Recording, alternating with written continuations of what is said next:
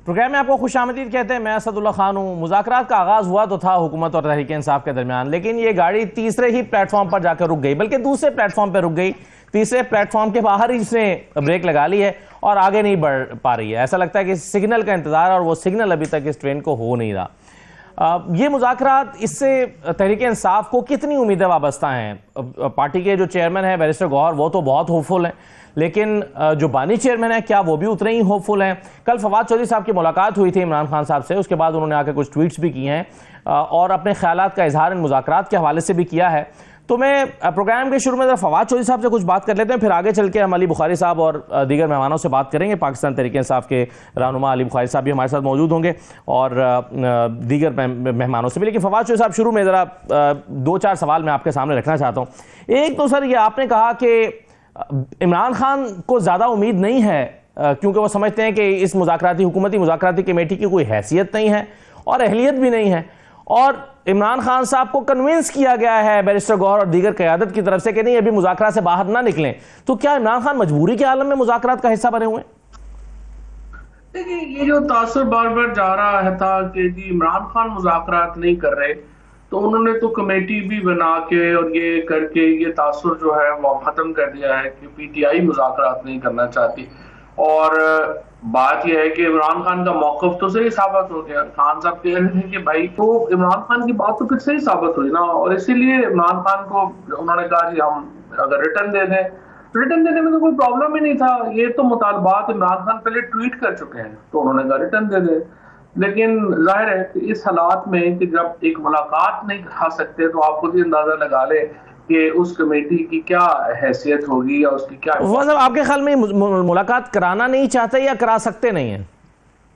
नहीं, मुलाकात कराना चाहते हैं। इन्होंने बड़ा जोर लगाया है, to be fair with, specially Rana Sanaullah साहब ने, अयाज सादिक वगैरह ने, इन लोगों ने कोशिश की है अपने तय, लेकिन इनकी चल नहीं रही ना। आप देखिए, अयाज सादिक को इससे पहले जो है वो 10 एमएनए जो हैं वो एमएनए जो हॉल है पार्लियामेंट हाउस से उठा लिए गए। अयाज सादिक कुछ नहीं कर सके। सो अनफॉर्चुनेटली सिविल स्पेस जो है वो बिल्कुल खत्म हो गई है मुल्क में, और उसकी वजह से एक क्राइसिस है। और अब मेरा ख्याल है कि इन पार्टीज के अंदर भी लोग हैं जो कि अब इस नतीजे पे पहुंचे हुए हैं कि पाकिस्तान में सिविल स्पेस बिल्कुल खत्म हो गई है और उसको कुछ ना कुछ रीगेन करने की जरूरत है। और ये अपनी तय कोशिश कर रहे हैं, जैसे राना सनाउल्लाह है, साद रफीक हैं, या सादिक साहब भी उन लोगों में शामिल हैं। 12 की अपनी कोशिश कर रहे हैं, लेकिन इनके पास इख्तियार वगैरह कोई नहीं है। और जाहिर है एक जमात जो 18 नशिस्तों के ऊपर वज़ीर आज़म बन जाए, स्पीकर बन जाए, वजीर बन जाए, वो फिर कितना मॉरल अथॉरिटी रखती है कि वो ये इख्तियार। तो आपकी अंडरस्टैंडिंग फवाद साहब इमरान खान साहब से मिलने के बाद क्या है कि उन्हें कितनी उम्मीद है इन मुज़ाकरात से कि वो उनके जो 2 मुतालबात हैं वो पूरे हो पाएंगे? वो होपफुल हैं? नहीं, इमरान खान को तो कोई ज्यादा उम्मीद नहीं है मुज़ाकरात से, उनका नहीं ख्याल कि आगे चलेंगे। लेकिन दूसरी तरफ अगर आप देखें तो अल्टीमेटली मुज़ाकरात के अलावा और पॉलिटिकल पार्टीज क्या कर सकते हैं? ज़ाहिर है बंदूकें लेके वो पहाड़ों पर तो नहीं चढ़ सकते। सही। तो मुज़ाकरात ही होने चाहिए। इसमें मैं ये जरूर समझता हूँ कि जो पीटीआई की जो हिकमत अमली है उसमें बहुत फ्लॉ है। अनफॉर्चुनेटली जो लीडरशिप है उसके अंदर चूंकि पॉलिटिशियंस नहीं है, तो जो एक ताकत होनी चाहिए। देखिए, इसमें तो कोई शुबा नहीं ना कि हम एक गैर आईनी निज़ाम में हैं और यहाँ पे इस वक्त पीटीआई का मुकाबला जो है वो जुल्म, बर्बरियत और फस्तायत से है। लेकिन उसके मुकाबले में जो सियासी हिकमत अमली है वो भी बड़ी कमजोर है। आप अंदाजा लगाइए कि इन मुज़ाकरात में अगर मौलाना फजलुर रहमान, महमूद अचकज़ई, हाफिज नईम, ये लोग साथ बैठे होते तो पीटीआई की जो एक बार्गेनिंग पावर है वो बड़ी बढ़ जाती है। तो अलायंस ना बना सकना बहुत बड़ा पीटीआई का आई थिंक फेलियर है। और इसी तरह से जो एहतजाज को इन्होंने पहले प्रॉपर उसको मैं समझता हूँ कि जो नहीं किया, मॉडल नहीं किया, उसकी वजह से पीटीआई को बड़ा नुकसान पहुंचा है। और अब नजर आ रहा है कि पीटीआई उल्टा लग रहा है कि मुज़ाकरात के लिए टीम है, हालांकि इमरान खान कोई खास टीम नहीं है। नहीं, लेकिन फवाद साहब, इमरान खान साहब ने पैगाम तो भेजा था मौलाना फजल रहमान के लिए, को मुलाकात की ख्वाहिश का भी इज़हार किया था, वो चीज़ें आगे बढ़ नहीं रही हैं। आपके ख्याल में क्या पीटीआई से ज़्यादा दूसरी जमातें थोड़ा रिलेक्टेंट नहीं है? मतलब 26 का या 24 का जो नवंबर का एहतजाज हुआ था, उसमें भी हमने देखा चकजई साहब वगैरह थोड़ा पीछे चले गए और वो पीटीआई की इन एहतजाज की पॉलिसी से या टाइमिंग से शायद इतफाक भी नहीं करते। तो इसमें पीटीआई कितना कसूरवार हो सकती है? नहीं, 100% पीटीआई की कसूर है। आप देखिए ना, मौलाना फजल रहमान ने खुद मुझे ये कहा है कि सुबह आते हैं और बात होती है, शाम को और होती है, और कोई कंसिस्टेंसी नहीं है। फिर देखें डेरा इस्माइल खान की जो पॉलिटिक्स है, भाई अब इलेक्शन हो गया है, अब आप चीफ मिनिस्टर बन गए हैं, तो अब आप उसको पीछे छोड़ के आगे चलें। वो हमें वो डेरा इस्माइल खान के हल्के ही नहीं खत्म हो रहे। तो जब तक वो एक पीटीआई के अंदर एक सीरियसनेस ना आए, और फिर आप देखिए मौलाना फजल रहमान हो या हाफिज नईम हो, महमूद चकजई हो, वो एनजीओ नहीं चला रहे, वो पॉलिटिकल पार्टी चला रहे हैं। आपने पैकेजिंग करनी है उनकी पॉलिटिक्स की। और फिर दूसरा प्रॉब्लम ये भी है, सच्ची बात ये है कि पीटीआई की मौजूदा लीडरशिप को जानते नहीं है लोग। असद कैसर साहब के अलावा, अली अमीन गंडापुर के अलावा बाकी लोगों का कोई इतना तारुफ भी नहीं है। उनको समझते हैं कि इनसे बात क्या करनी है, वो आगे बात करने की पोजीशन में भी है कि नहीं है। तो ये भी एक मसला है। सही है। तो फवाद साहब, ये जो कहीं ऐसा तो नहीं है कि मुज़ाकरात इसलिए आगे नहीं बढ़ रहे हैं क्योंकि पीछे कोई और भी मुज़ाकरात हो रहे हैं, और जो मुज़ाकरात बैकडोर पे हो रहे हैं उन्हीं से कोई चीज बरामद होनी है, बस ये दिखावे के लिए है? कहीं ऐसी कोई केमिस्ट्री तो नहीं बन रही? नहीं, वो तो जाहिर है कि देखिए ये जो मुज़ाकरात हो रहे हैं, ये भी को पसे पर्दा मुज़ाकरात की कामयाबी ही की वजह से हो रहे हैं ना। लेकिन अगर आप एक पब्लिक परसेप्शन बना दें कि ये मुज़ाकरात, इसमें देखिए असल नुकसान तो हुकूमत को पहुंचा है, जिनकी अथॉरिटी पहले ही नहीं थी और अब बिल्कुल ही वो लग रहा है कि उनकी कोई हैसियत औकात नहीं, तो उनको तो बड़ा नुकसान पहुंचा है इस बात का। सो अगर ये, और इसमें जाहिर है जो प्रेस कॉन्फ्रेंस हुई है उसने भी बड़ा नुकसान पहुंचा है। और हमारे तरफ से जो सोशल मीडिया है वो भी फिर अग्रेसिव हो जाता है, उसका भी बड़ा नुकसान है। सो ये मल्टीपल फैक्टर्स हैं। मुज़ाकरात को कामयाब बनाने के लिए भी एक बड़ी हिकमत अमली चाहिए, एक बड़ी स्ट्रेटजी चाहिए, और वो अभी दोनों तरफ से कोई खास नजर नहीं आई है। और इसकी वजह से पाकिस्तान के मसाइल में इजाफा हो रहा है, पाकिस्तान में तलखियां बढ़ रही हैं। यहाँ पे अगर तो देखिए ना, मुज़ाकरात की जरूरत नहीं होती। अगर ये इमरान खान का 2 साल में पॉलिटिकल ऑल्टरनेटिव बना लेते तो फिर आप कहते कि जरूरत नहीं है, लेकिन अब वो भी नहीं है। लोग इमरान खान के साथ हैं। पाकिस्तान की सियासत जो है वो बिल्कुल एक जामद हुई है, और अल्टीमेटली बहुत नुकसान हो रहा है पाकिस्तान को इस सूरत। फवाद साहब, आप सोशल मीडिया के हवाले से मुसलसल कमेंट कर रहे हैं कुछ अरसे से। हम देख रहे थे कि जो इमरान खान है वो सोशल मीडिया को अपनी एक बड़ी स्ट्रेंथ समझते हैं, लेकिन कल पहली मर्तबा हल्के फुल्के अंदाज में उन्होंने लाताल्लुकी का भी ऐलान किया, जो मनफी प्रोपेगेंडा करते हैं। इशारा इमरान खान का किन अकाउंट्स की तरफ है या सोशल मीडिया के किन सेगमेंट्स की तरफ है? नहीं, हल्के फुल्के में तो नहीं, उन्होंने तो बड़ा तगड़ा किया। देखिए यहाँ पे जो शुहदा के खिलाफ जो कैंपेन बना रहे हैं लोग, असल में हुआ ये ना, देखिए ना 3 तरह के ग्रुप्स हैं जी। एक सेपरेटिस्ट का ग्रुप है जो अलहदगी पसंद, जिन्होंने पीटीआई का जो लोग हैं उनको भी हाईजैक कर लिया है, जो अपने साथ होने वाली ज्यादतियों की वजह से पाकिस्तान के सियासी माहौल में तलखियों की वजह से उनके हाथों में इस्तेमाल भी हो रहे हैं। दूसरा अकाउंट जो दूसरे नंबर के ऊपर वो लोग हैं जिनके साथ जातियां हुई हैं, और वो जो है वो अपना बदला इस तरह से लेते हैं। और तीसरे हैं जो यूट्यूबर्स हैं जो बेसिकली पैसे बना रहे हैं। आपने देखा ही है कि इमरान खान के नाम के ऊपर कितनी बड़ी इकोनॉमी जो है वो चल रही है। फवाद साहब, ये मुज़ाकरात का 31 तारीख के बाद आप ये अगर किसी नतीजे को नहीं पहुंचते तो क्या होगा 31 के बाद? देखिए, इससे पहली बात तो यह है कि अब देखना यह है कि 20 जनवरी से 20 फरवरी तक का जो एक पीरियड है उसके अंदर जो इंटरनेशनल प्रेशर है वो क्या रुख लेता है। और अगर इस वक्त पाकिस्तान के ऊपर इमरान खान को लेके ठीक ठाक इंटरनेशनल प्रेशर जो है वो बन गया है, और अब ये देखते हैं कि ये यहाँ से आगे कैसे जाता है। तो एक तो ये एस्पेक्ट है जिसको हमने देखना है। दूसरा ये है कि पीटीआई को फिर अपनी जो तंजीम है उसको फिर एक रीवैम्प करना पड़ेगा, और उसकी जो स्ट्रेटजी है उनको बनानी पड़ेगी। एहतजाज रिज्यूम होगा, ज़ाहिर है 8 फरवरी से पीटीआई एक नई तहरीक में जाएगी जो इलेक्शन के खिलाफ धांधली को लेके, तो उसके लिए उनको गिरफ्तारी करनी होगी। ठीक है, बहुत शुक्रिया फवाद चौधरी साहब, आपने अपनी राय का मुज़ाकरात के हवाले से इजहार किया। अली बुखारी साहब हमारे साथ मौजूद हैं, शैला रज़ा साहिबा हमें ज्वाइन कर रही हैं। अली बुखारी साहब, आप अभी फवाद चौधरी साहब की भी गुफ्तगू सुन रहे थे। मुज़ाकरात से कोई बहुत ज़्यादा उम्मीदें वाबस्ता लोगों ने नहीं की हुई हैं। ये इरफान सिद्दीकी साहब फरमाते हैं कि हमें अपनी कमिटमेंट पूरी करनी चाहिए थी, कुछ अपने अफसोस का इजहार कर रहे हैं। तो ये तो खुद हुकूमती कमेटी परेशान है कि करनी चाहिए थी मगर नहीं, हम नहीं कर पा रहे, फिर कैसे बात आगे चलेगी? बड़ी इंटरेस्टिंग बात है ये। तो भाई बात यह कि अभी फवाद साहब ने जो बात की वो भी ऑलमोस्ट यही कह रहे थे कि मैं देखें, इसमें दो चीज़ें हमारी चल रही थी वन बाय वन। एक तो ये था सबसे पहले कि जी आपकी कमेटी दोनों साइडों से बन गई, और ऑब्वियसली हमारे साथ वहादतुल मुस्लिमीन के राजा नासिर साहब भी थे, सुन्नी इत्तेहाद कौंसिल के हामिद रज़ा साहब भी थे, और उधर से भी पीपल्स पार्टी और MQM के लोग मौजूद थे।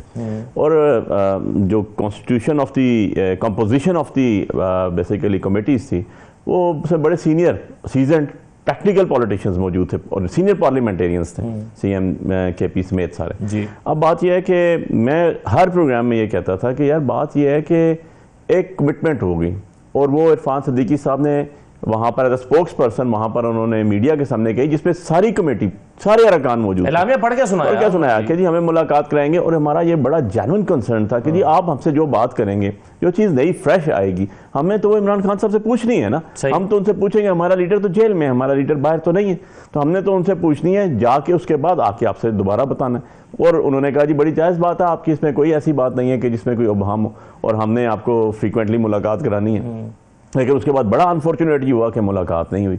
अच्छा, वो मुलाकात भी नहीं हुई, उसके बाद हमारी 2 मुलाकात हफ्ते में नॉर्मली होती थी। एक वो होती थी जो लीगल टीम की होती थी, जिस दिन उनके फैमिली मेम्बर्स भी मिलते थे, 6 वकला और बाकी फैमिली मेम्बर्स। एक दिन वो होती थी जिसमें 6 पॉलिटिशियंस मिलते थे, जो रेगुलर हमारी हाई कोर्ट के ऑर्डर्स के मुताबिक चल रही थी।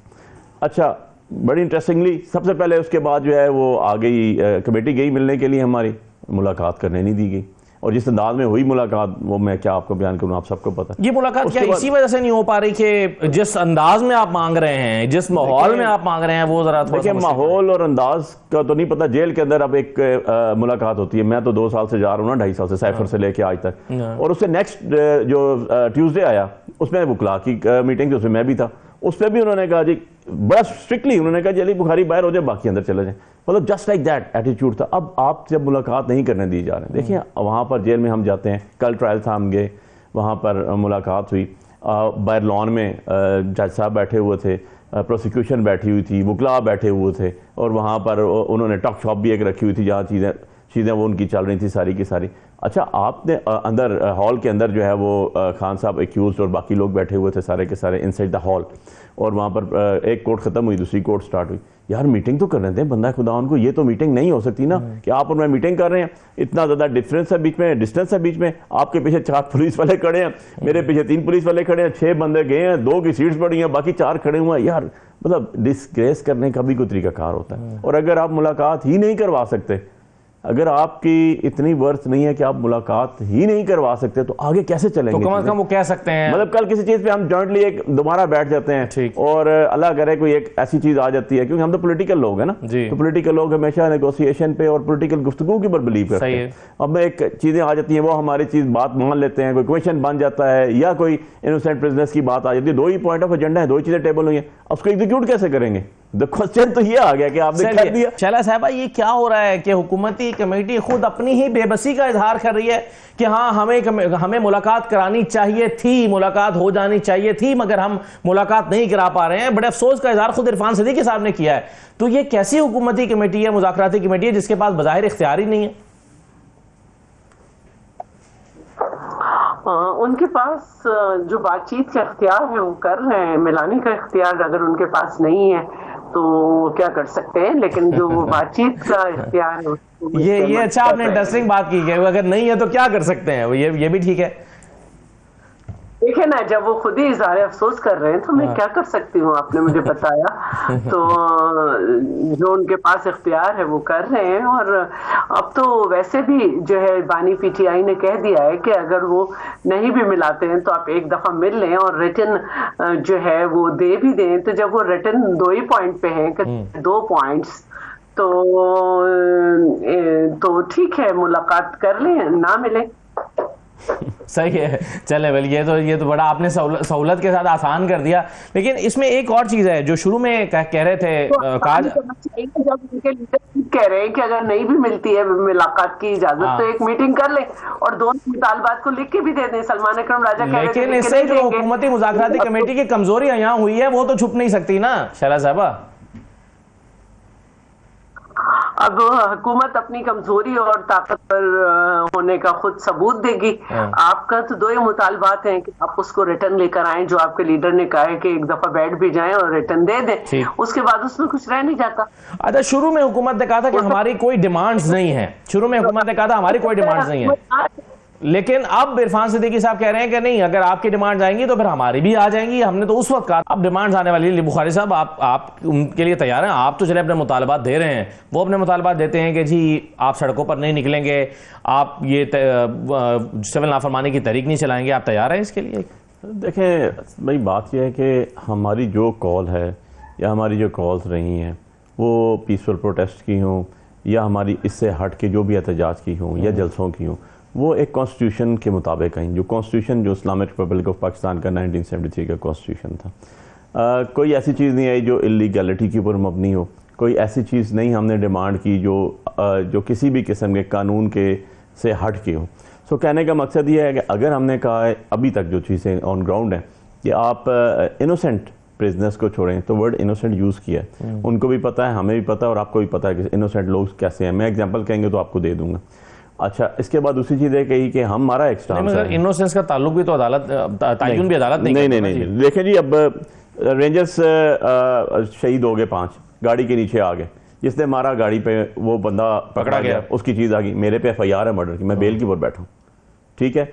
अब शाह महमूद कुरैशी साहब हैं, उनको 9 मई में डाला गया है सारे पाकिस्तान में। जिससे 9 मई हुआ उस दिन वो अपनी वाइफ का ऑपरेशन कर रहे आगा खान हॉस्पिटल कराची बैठे हुए थे। मतलब बहुत सी चीज़ें हैं, डॉक्टर साहब यास्मीन राशिद से स्टार्ट करें और एवरीवन नोज के यार किस तरह क्या क्या चीज़ें हुई। आपके आजम स्वाति अभी 16 FIR में बेल होने के बाद भी किसी और एक टेक्सला में FIR नेम्ड ही कोई नहीं है, लेकिन अंदर जेल में डाले हूँ। सो इनोसेंट जब आप आएंगे, इनोसेंट्स के ऊपर आते हैं तो चीज़ें बहुत आ जाती हैं, उसके ऊपर कोई ऐसी चीज़ नहीं है।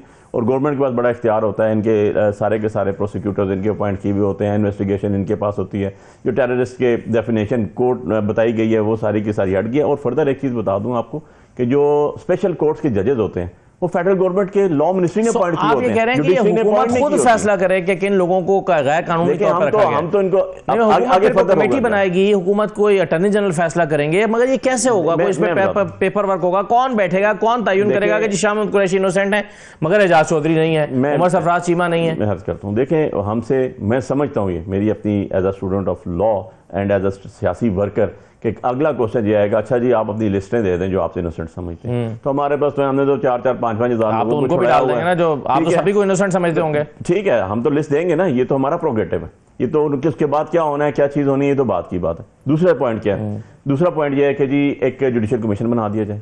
जुडिशल कमीशन किसने बनाना है? फेडरल गवर्नमेंट ने, उनके प्रोग्रेटिव में आता है। किसका बना दें? पाकिस्तान की सबसे बड़ी अदालत का। किनको बना दें? पाकिस्तान के सबसे बड़े 3 जजेस को, सीनियर 3 जो 25 करोड़ आवाम को कैसे सुनते हैं। अच्छा, क्यों बना दें? क्योंकि हमारा ये स्टांस है कि जी एक फॉल्स फ्लैग ऑपरेशन हुआ और उसके बाद एक 26 नवंबर के ऊपर जो इशू हुआ, हम कहते हैं कि जी गवर्नमेंट ने जुडिशल कमीशन बनाया, गवर्नमेंट ने बंदे मारे, हमारे गवर्नमेंट ने लोगों को कत्लेआम किया, मिसिंग पर्सन हुई और ये सारा काम था। वो कहते हैं नहीं जी आपने किया, आपके लोग आए थे, ओके फाइन, इसका हल क्या होगा? एक कंट्रोवर्सी राइज कर गई है, उसका हल यही होना है कि जी एक जुडिशल फेयर ट्रांसपेरेंट कमीशन बने जो पाकिस्तान की सबसे बड़ी अदालत में हो और पाकिस्तान के सबसे बड़े जो सीनियर 3 जजेस हैं वो। कोई इसमें ऐसा तो डिमांड है नहीं जो किसी भी तरह गवर्नमेंट के इख्तियार में ना हो। जो कमीशन सिंध गवर्नमेंट ने नहीं बनाना, कमीशन फेडरल गवर्नमेंट ने बनाना। शैला साहबा, जो असद कैसर साहब कह रहे हैं, वो कह रहे हैं मिलिट्री ट्रायल हो ही नहीं सकता। PTI का तो इस पर बड़ा फर्म बिलीव है। सुनिए असद कैसर साहब ने क्या कहा है। मिलिट्री ट्रायल किसी भी सूरत में सिविलियन के नहीं हो सकती। पाकिस्तान में कोई आइन और कानून नहीं है। ये असम्बली इस वक्त जो है ना रबर स्टैम्प की असम्बली बन चुकी है। पाकिस्तान के खातिर मुज़ाकरात को कामयाब करना चाहते हैं, सिंसियरिटी से बैठे हैं और हम समझते हैं कि जब आप अपने मुल्क के लिए सोचेंगे, अपने लोगों के लिए सोचेंगे, तो फिर जो है ना सबको एक संजीदगी के साथ और सिंसियरिटी के साथ बैठना चाहिए। दो तीन चीजें जमा हो गई शैला साहबा, एक तो मिलिट्री ट्रायल हो सकता है या नहीं हो सकता, आपकी इस पर राय क्या है? और दूसरा, जैसे अली बुखारी साहब कह रहे हैं कि ये हुकूमत को पता है कि कौन लोग इनोसेंट हैं, उनको सियासी बुनियादों पर पकड़ा हुआ है, मिसाल दे रहे हैं शाह महमूद कुरैशी की और भी लोगों की। तो आप क्या समझती हैं फिर हुकूमत ही की ये जिम्मेदारी हो जाएगी कि वो बैठ के छानबीन करके एक दो फहरिस्तें बनाए कि भाई ये लोग हैं जिनको सियासी बुनियादों पर पकड़ा गया था और ये लोग वाकई 9 मई में मुलव्वस थे?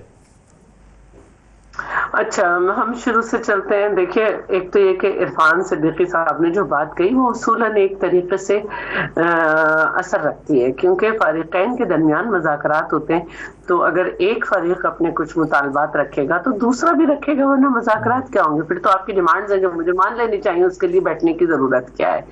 दूसरी बात यह है कि जहां तक जुडिशल कमीशन वाला मामला है, जाहिर है कि इसको हुकूमत ने ही बनाना है, लेकिन एक बात अपनी तरफ है, वो ये है कि अपनी हैसियत रखती है कि आप जुडिशल कमीशन बना भी दें, उसकी जो भी रिपोर्ट आ जाए, अदालत ने उस रिपोर्ट पे फैसला नहीं करने है। अदालत का अपना तरीक़ाकार है और वो अपने तरीक़ाकार पे चलती है। और अब तीसरी बात जो है वो ये है कि देखिए, पाकिस्तान पीपल्स पार्टी का अपना एक अलग नजरिया है मिलिट्री कोर्ट के लिए, लेकिन दौर में 250 से ज्यादा सिविलियन को जो है मिलिट्री कोर्ट से सजाएं हुई, उनके केसेस चले। अब यहाँ पे जो मसला है वो ये है कि आर्मी इंस्टॉलेशंस जो हैं उनके ऊपर अटैक हुए और बहुत इस तरह की जो चीजें हुई एक ही दिन में 29 जगहों पे। तो ये सारी चीजें जो हैं, ये पूरी दुनिया के ममालिक जो हैं उनका अपना अपना तरीक़ाकार है कि जब इस तरह के वाक़यात हो तो किस तरह से कोर्ट चलना चाहिए। तो अब तो जो आईनी बेंच है, एक सवाल जो जी आईनी में सवाल उठा रहे हैं ना जी, जजेस सवाल उठा रहे हैं सुप्रीम कोर्ट में कि क्या दहशतगर्द और प्रोटेस्टर्स, क्या उनको एक ही जगह पर ट्रीट किया जा सकता है, एक ही जगह पर ट्रायल किया जा सकता है? जी, वहां से सवाल उठ रहे हैं, वो आईनी बेंच बन गया है। और मैं एक बात कहूंगी कि दहशतगर्दी में और पॉलिटिकल प्रोटेस्ट में बहुत ज्यादा फर्क होता है, और पॉलिटिकल प्रोटेस्ट में और दहशतगर्दी को मिक्स नहीं किया जा सकता। और बड़ी वाज़े लगे वो आप स्टेट के ऊपर हमलावर हो जाएं, स्टेट के अमलाक को तबाह करने लगे, तो वो पॉलिटिकल प्रोटेस्ट नहीं रहता है।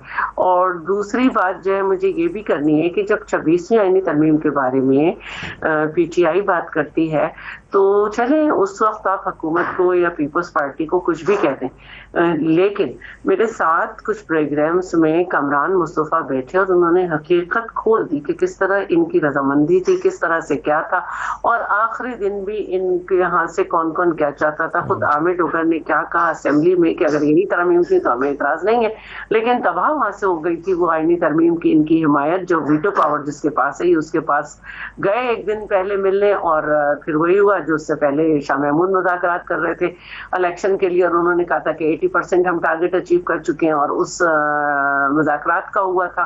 तो प्लीज 18वीं तरमीम पे जब बात करनी हुआ करें ना, और पीटीआई के से इसकी जब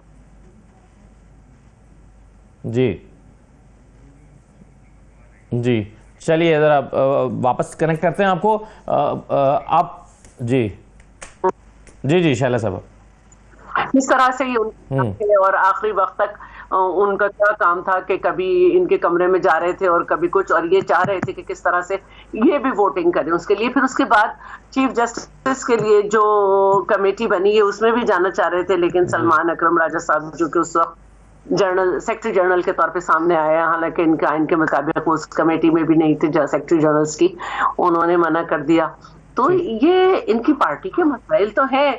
अब जैसे इनकी पार्टी में ये गड़बड़ हो रही थी कि संघानी हमें जाले जाना चाहिए था, और जब बैरिस्टर गौर ने कहा था संघानी, मुशर्रफ भी कह रही थी कि नहीं, ये तो, और फिर बानी ने कहा नहीं, सही कह रही जी। वो आज उन्होंने कहा है ना, उन्होंने कहा कि जी इस कंट्रोवर्सी में ना पड़े, वो ठीक है, उन्होंने ठीक किया है डी चौक पे जाके और मेरे लिए किया है, ये तो बार उन्होंने अपनी राय का इजहार कर दिया। लेकिन जो मिलिट्री कोर्ट की बात हो रही थी, मैं अली बुखारी साहब आप जरा इस पर कमेंट कर देना पहले। देखिए, सिविलियंस क्या ना मिलिट्री कोर्ट ट्रायल नहीं होना चाहिए और हो भी नहीं सकता कॉन्स्टिट्यूशन के मुताबिक।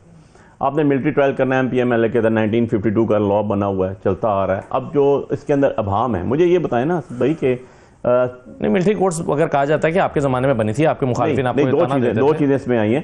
एक तो ये आया कि जो दहशतगर्द हैं, मिलिट्री कोर्ट बनी दहशतगर्दों के लिए। दहशतगर्द कौन होता है जी? जो हमला करता है, जिन्होंने आउटसाइड द पाकिस्तान आए, उन्होंने पाकिस्तान के इमलाक को नुकसान पहुंचाया। पाकिस्तान कौन सी इमलाक? जो GHQ के अंदर चले गए थे जब इशफाक परवेज कियानी साहब आपके चीफ थे, और वहां पर बंदे मारे गए, बहुत कुछ हुआ, और अल्टीमेटली वो जहन्नम रसीद हुए सारे के सारे दहशतगर्द। जो आपका दिसंबर का वाकया हुआ था APS स्कूल वाला, उसके अंदर सारी कौम इकट्ठी थी, सारी ऑल पार्टीज कॉन्फ्रेंस हुई थी, उसके अंदर सब ने कहा था हमने धरना खत्म किया था, और उसके बाद इस चीज़ पे सारे एग्री हुए थे, पूरी की पूरी असेंबली। एक चीज जो हम PTI से पूछते हैं 31 के बाद क्या होगा, शैला साहबा तो वो कहते हैं एहतजाज होगा, हम दोबारा सड़कों पर आएंगे, लेकिन उनसे पहले ही कुछ और जमातें जो हैं वो इस हुकूमत की गवर्नेंस के खिलाफ सड़कों पर आने के लिए तैयार बैठी है। मसलन हाफिज नईमुर रहमान साहब जो हैं, उन्होंने भी ऐलान कर दिया कि 17 तारीख को वो पूरे पाकिस्तान में एहतजाज कर रहे हैं। अब कोई पूरे पाकिस्तान पर एहतजाज करेगा, दायरा पाकिस्तान बंद होगा, तो क्या उनके खिलाफ भी वही चीज होंगे? सुनिए पहले हाफिज नईमुर रहमान साहब ने क्या कहा है। हम अपनी एहतिजाजी तहरीक को अस्सर-ए-नौ शुरू करेंगे और 17 जनवरी को पूरे मुल्क में एहतिजाज किया जाएगा बिजली की कीमतों में कमी करने के लिए। जो मुआशी हालात हैं वो बद से बदतरीन होते चले जा रहे हैं। उड़ान भरने की बात तो कर रहे हैं प्राइम मिनिस्टर साहब, लेकिन जितने पैरामीटर्स हैं वो उनकी अपनी मर्जी के ही हैं। शैला साहब, इस एहतजाज की इजाजत नहीं ली जमात इस्लामी ने अभी तक, तो क्या यह एहतजाज करने दिया जाएगा हुकूमत की तरफ से?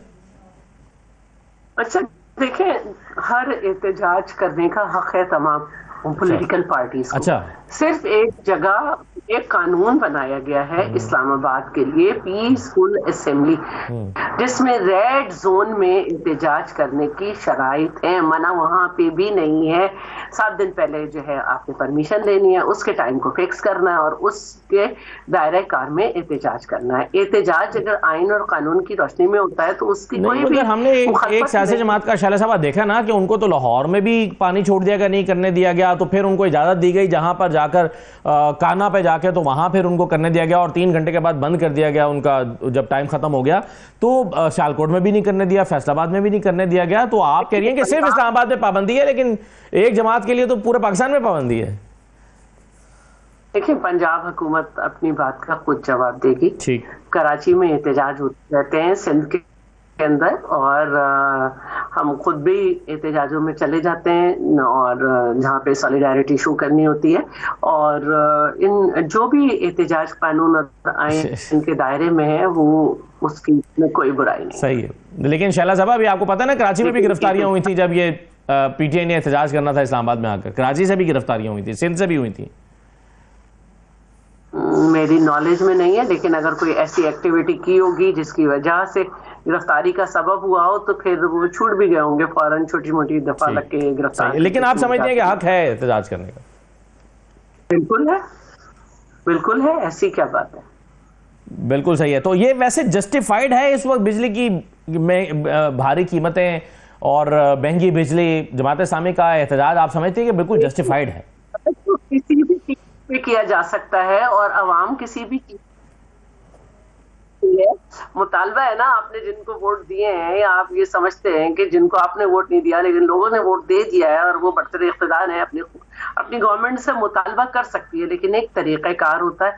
और PTI को ये बात ज्यादा पता होनी चाहिए, क्योंकि उनके लीडर ये कहते हैं कि वो मगरिब को सबसे ज्यादा जानते हैं, और मगरिब में तरीका एहतजाज के सबको मालूम है क्या है। बहुत शुक्रिया अली बुखारी साहब। शैला साहब, बहुत शुक्रिया प्रोग्राम में शिरकत करने के लिए। एक छोटा सा ब्रेक लेते हैं, इकोनॉमी पर एक नज़र डालना बहुत ज़रूरी है। एक स्टोरी ये भी है कि तरक्याती बजट जो है उसमें 1100 अरब रुपए से में से सिर्फ 148 अरब रुपए 6 महीने में खर्च किए गए हैं। क्यों?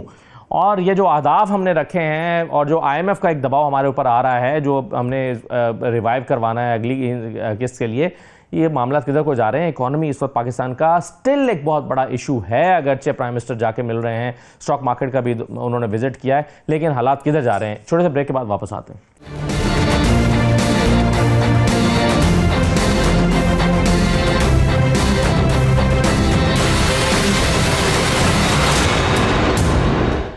ब्रेक के बाद दोबारा खुशामदीद कहते हैं। पाकिस्तान के मसाइल हल करने के लिए हुकूमत मुसलसल कोशिशें कर रही है, लेकिन मुआशी मसाइल, बहुत सारे मसाइल ऐसे हैं जो भी हल नहीं हो पा रहे। अगरचे कुछ फिगर्स वो देती है कि जी हमारे देखें इन्फ्लेशन डबल डिजिट से सिंगल डिजिट पे आ गई है, देखिए हमारे जो ज़र मुबादला के ज़खायर हैं कुछ बेहतर हो गए हैं, लेकिन जो दीगर चीज़ें हैं, जो इंडिकेटर्स हैं वो जूं के तूं खड़े हैं। एक चीज मैं पहले आपके साथ शेयर कर लेता हूं, एक रिपोर्ट, और फिर बाकी चीजों पर हम डिस्कस करते हैं।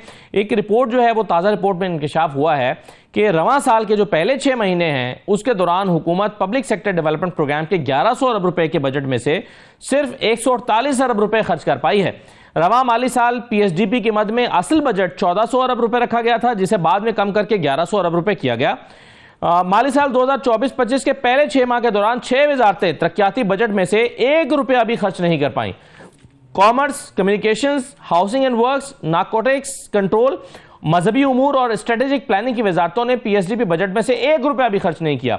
कुदरती आफात के संगीन खतरात के बावजूद मौसमियाती तब्दीली डिवीजन ने अपने मुख्तस शुदा तरक्याती बजट 5.26 अरब में से सिर्फ 11.3 करोड़ खर्च किए हैं। नेशनल फूड सिक्योरिटी की वजारत 6 माह के दौरान 23.9 अरब के तरक्याती बजट में से सिर्फ 61 करोड़ रुपए खर्च कर पाई है।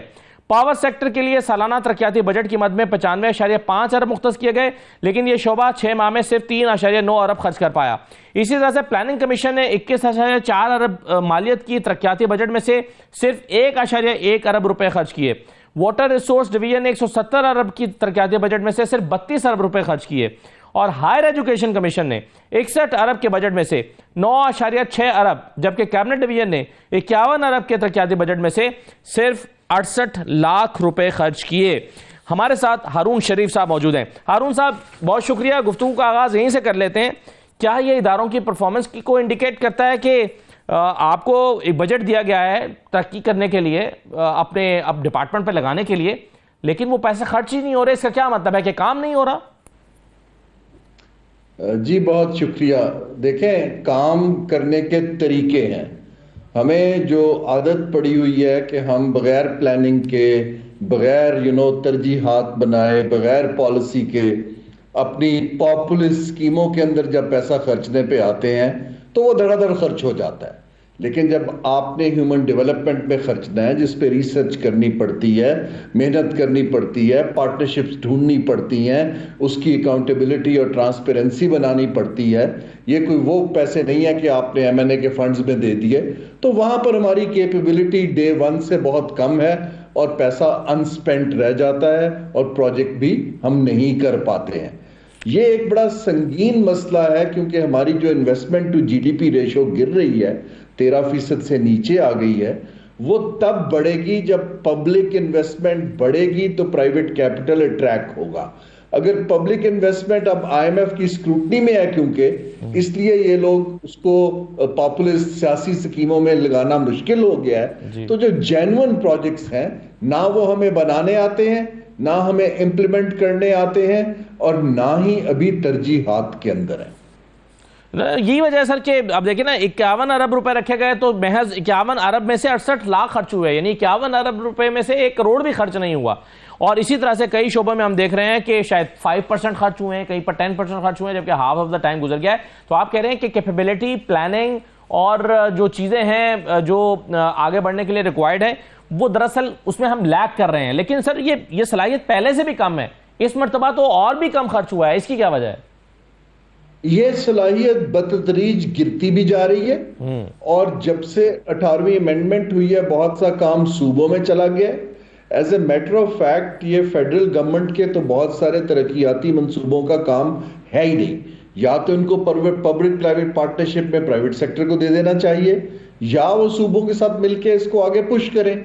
ये जो हम अपने रखते हैं, सबसे ज्यादा खतरा देखें ना जी इस वक्त असद साहब, वो हमारा क्लाइमेट चेंज की थ्रेट का है। हम पूरी दुनिया के पीछे भागते फिर रहे हैं, लॉस एंड डैमेज फंड बना दें, हमें कुछ ग्रांट दे दें, पैसे दे दें, मर गए, लुट गए।